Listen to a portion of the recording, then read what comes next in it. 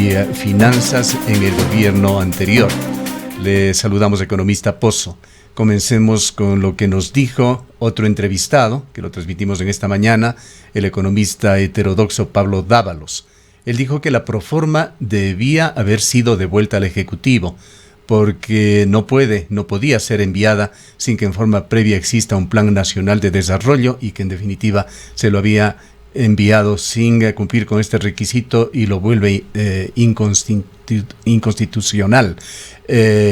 También se ha referido a ciertos problemas técnicos en el tratamiento de algunas cuentas, señalando y concluyendo de que el CAL debía devolverla. ¿Encuentra usted estos defectos en la propuesta, economista Pozo?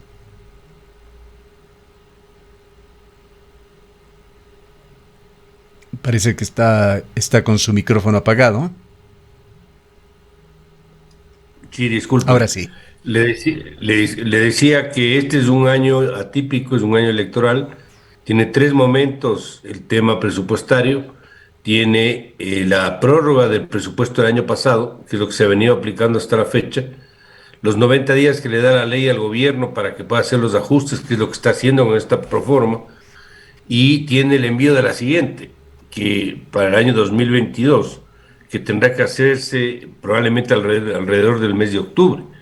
Esto significa que para poder ver hacia dónde va a caminar la política fiscal, el manejo del presupuesto, no hay como verlo en un ajuste presupuestario por pocos meses. Estamos a terminando el mes de agosto, vamos a tener una aplicación de muy corto plazo, es decir, ahí es imposible ver un cambio de dirección. Y de lo que tengo entendido, sí hay una presentación de una perspectiva cuatrianual por parte del gobierno, y en ese sentido, más allá de que se lo diga ahorita en este proyecto de poca duración, hay que verlo, como digo, en el siguiente envío. En ese sentido no veo ninguna argumentación de fondo como para poder decir que hay que devolver la proforma. ¿Qué es lo que ve usted, ya refiriéndonos a un análisis cualitativo y cuantitativo de estas reformas presupuestarias? En lo más importante, ¿se delinean ya algunas señas de identidad propias del gobierno? A ver, se incorporan algunos elementos nuevos que no estaban presentes antes, y eso es entendible que sea así. El primero es el precio del petróleo. Tiene un precio del petróleo $22 más arriba del que está fijado en la aplicación de la proforma anterior. Y segundo, incorpora el fondo que le entrega el Fondo Monetario al Ecuador, esa donación, porque esa es la verdad, que le entrega sin condicionalidad para que el Ecuador pueda hacer uso como bien tuviere. Eso es lo que le entrega y eso está incorporado en la reforma. Ahora, hacia adelante, los cambios de fondo, como explico, no van a estar. Por decirle, si hay una reforma tributaria y cambios en esa reforma, eso no se lo verá para este año, se lo va a ver a partir del siguiente.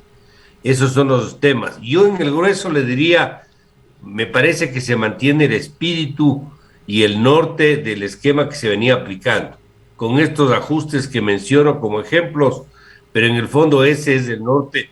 Y me parece que por el momento no había mucho más espacio que hacer. Aquí, para poder ver hacia dónde camina el país, hay que ver el tema hacia adelante. Estas son metas cuantitativas que tienen que calzar en metas del programa con el fondo. Por decirle, en la proforma está un déficit de 4.800 millones. El déficit de todo el sector público, no solo el gobierno central, porque esto es solo del gobierno central, de todo el sector público, donde se añaden gobiernos seccionales, Seguro Social, Petroecuador, es de 3.900.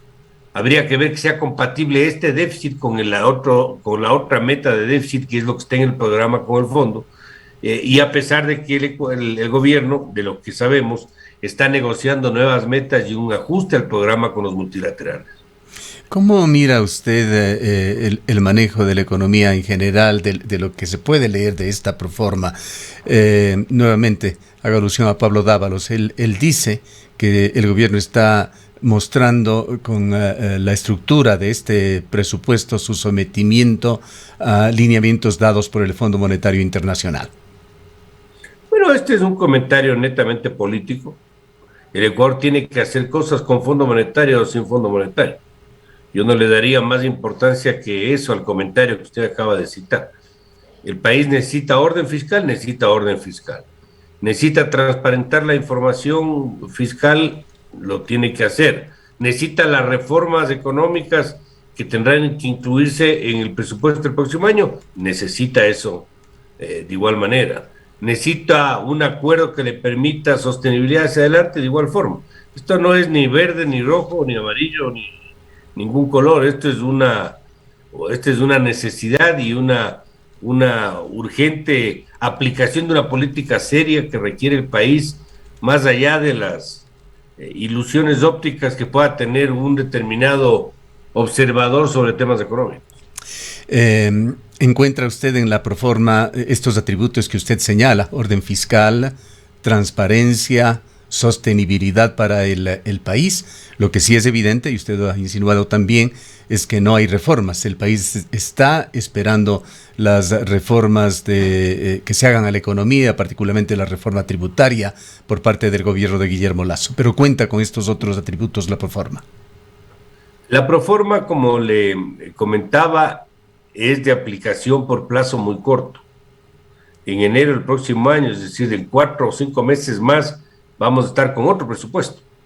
Entonces, en un periodo tan corto es muy difícil que usted le cambie de norte o le cambie de dirección a la política. Lo que se ha hecho son ajustes, dados los cambios que he explicado, pero no mayores. Por eso es que yo insisto que para poder sacar una conclusión hay que caminar un poco en lo que va a ser la proforma del 2022. ¿Cómo mira usted el tema del Instituto Ecuatoriano de Seguridad Social? En la proforma, igualmente en la misma línea que usted señala, no han habido grandes modificaciones, aunque sí se evidencia una disminución más bien pequeña en lo que se asignará para el Instituto Ecuatoriano de Seguridad Social. El propio gobierno del cual usted fue parte de Lenín Moreno reiteradamente advirtió sobre la debilidad, la falta de sostenibilidad del Instituto Ecuatoriano de Seguridad Social. Nosotros tenemos la necesidad en el Ecuador de una reforma integral al Seguro Social, porque no podemos nosotros mantener un esquema que no sea sostenible. El Seguro Social tiene problemas en el área pensional, es decir, en la parte de la jubilación y en el área de salud. Y sin una reforma pensional esto no va a funcionar. Aquí hay muchos temas que tienen que revisarse, no solamente las obligaciones del Estado con el Seguro Social, sino la propia operación de la Seguridad Social. Temas como edad de jubilación, número de años que se considera para la jubilación, la plata que le debe por enfermedades catastróficas, el tema del aporte del 40% a las pensiones, que siendo legal en la proyección en el tiempo hacia adelante no se va a poder mantener por las razones que algunas veces hemos citado de que eso puede representar 4 o 5 mil millones de un plazo muy corto, lo cual es imposible, por más de que lo diga la ley o lo diga la Constitución. Eso tiene que ser regulado de alguna manera. Entonces, esos son elementos que deberían formar parte de la reforma a la seguridad social, sin la cual podemos tener problemas en un plazo muy corto de atender pensiones y de poder dar los servicios de salud, que también es una obligación del Seguro Social. ¿De qué manera piensa usted está cumpliendo el gobierno de Guillermo Lasso con aquello que entendemos se diseñó en el gobierno anterior, cuando usted era parte del gobierno? Para esto tenemos que remontarnos a octubre del 2019, esa enorme protesta social que se dio en el país, fundamentalmente por una intención de elevar el precio de los combustibles. Luego el gobierno de Lenín Moreno decidió ir por un cambio secuencial, sacó el decreto 1054 que buscaba una convergencia a precios internacionales de los combustibles. Este decreto se lo sigue manteniendo y aplicando más allá de las protestas sociales que ya son por todos conocidos. La proforma presupuestaria, que entendemos está en manos de la Asamblea, contiene un subsidio aún de unos 800 millones de dólares que serían al gas doméstico. El esquema de bandas debe mantenerse. Es un esquema sano que vincula lo que pasa en economía internacional a un factor que no controla el Ecuador. El Ecuador no fija el precio del derivado ni fija el precio del petróleo. Eso lo determina el mercado internacional. Es la excepción de la región, el Ecuador, que tenga esto y que haya mantenido subsidios durante tantos años. Ha mantenido subsidios por cerca de 50 años, si no es más. Esto le ha generado al país un costo de 70.000 millones de dólares. Si esto habría sido bueno para los sectores populares, no habría pobres en el Ecuador. Esto no tiene ningún sentido. Ahora, esto no quiere decir de que no se busque compensar a sectores que puedan tener afectación. Usted puede compensarle a los pescadores artesanales, les puede compensar a los que podrían pagar una tarifa de transporte más alta, porque puede haber un impacto producto del aumento del diésel, que es el que más estaría subiendo, entre otras razones. Pero eliminar el esquema de estar vinculados al mercado internacional, eso no tiene ningún sentido. Solo para el caso del diésel, en el último año, el país se ha ahorrado cerca de 1.000 millones de dólares.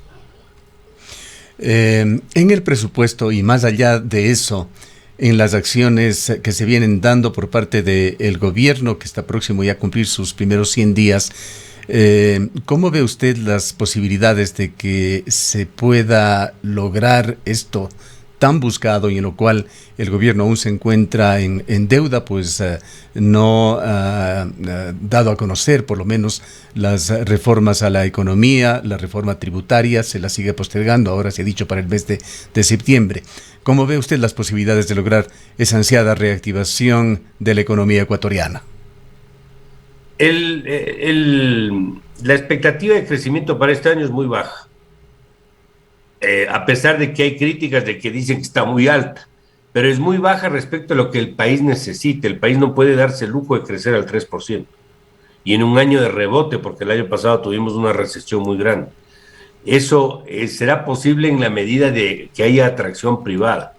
Y la inversión privada vendrá en la medida en que tenga seguridad de si se va a mantener el programa, si los acuerdos se van a mantener, si las reformas se van a mantener, es lo que hay que preservar.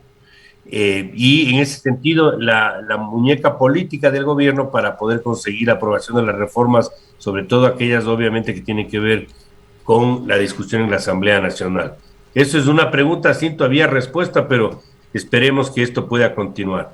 Yo le quería pedir un favor, yo tengo pactado una entrevista que ya me están esperando. Nos habíamos demorado un poquito en iniciar. Si podemos pactar con ustedes una entrevista en los próximos días, estoy totalmente a la orden, pero lamentablemente me voy a tener que retirar. Perfectamente, y así estaba acordado. Gracias, economista Pozo, por habernos atendido y esperamos pronto tenerle nuevamente con nuestros oyentes. Quedan algunas inquietudes que nos hubiese gustado presentarle, pero el tiempo ya no nos da. Han escuchado al economista Mauricio Pozo, quien fue ministro de Economía y Finanzas en el gobierno de Lenín Moreno.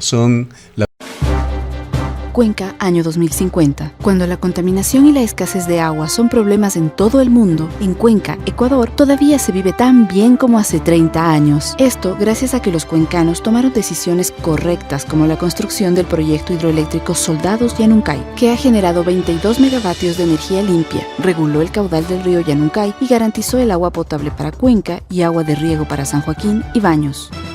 Aunque esto parezca ficción, es nuestro compromiso con Cuenca Bicentenaria, el Ecaustro. Juntos generamos agua y energía para la vida.